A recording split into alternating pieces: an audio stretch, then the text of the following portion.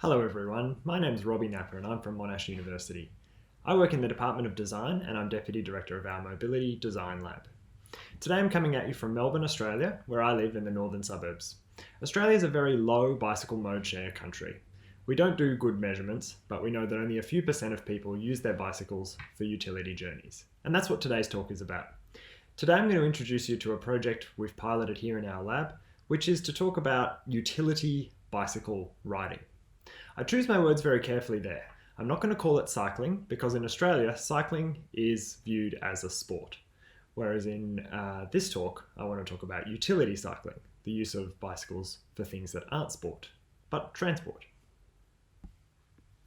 As an industrial designer, it's my job to design vehicles for this task. And the utility task is something that I'm very interested in because I think that it's difficult to find information about the tasks that people undertake while they're riding a bike. This research today, is based on an epiphany that I had some time ago, which is to turn the camera around.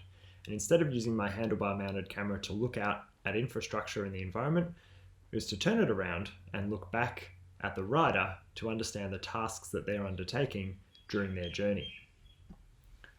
In the Mobility Design Lab, we subscribe to the view that the transport system can be described as an interaction between vehicles, ports, and ways. And so we are undertaking this research on the premise that vehicle characteristics can have impact on the overall usability of the mode.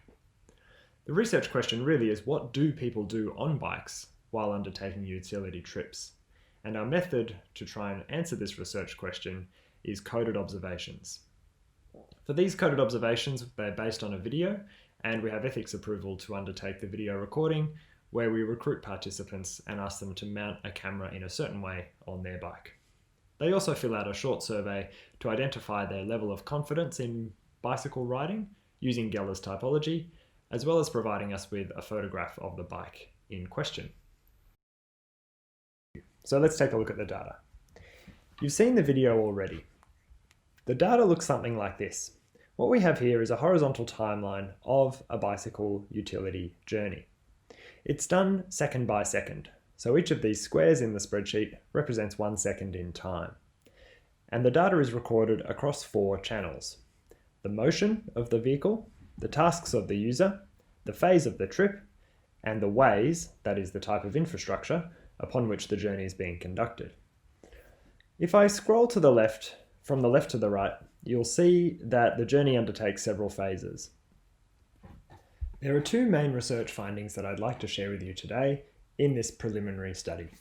The first one is the trip proportions. This journey here on the screen is 5 minutes and a little bit more long. It's a short trip.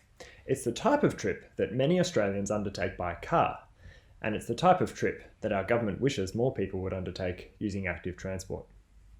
It's interesting to note that 30%, or about a third of the trip, is spent pedalling. About 10% of the trip is spent coasting. About 16% of the trip is spent not riding the bicycle, but actually walking alongside the bicycle and pushing it. These are quite interesting proportions, and of course we'd expect the proportion of walking and pushing to diminish for longer commuting style journeys. Another interesting point is that the loading and unloading duration of the journey, that is the parts of the journey where the bike is being loaded or unloaded with shopping, for example, is a substantial proportion of the trip at nearly 13%.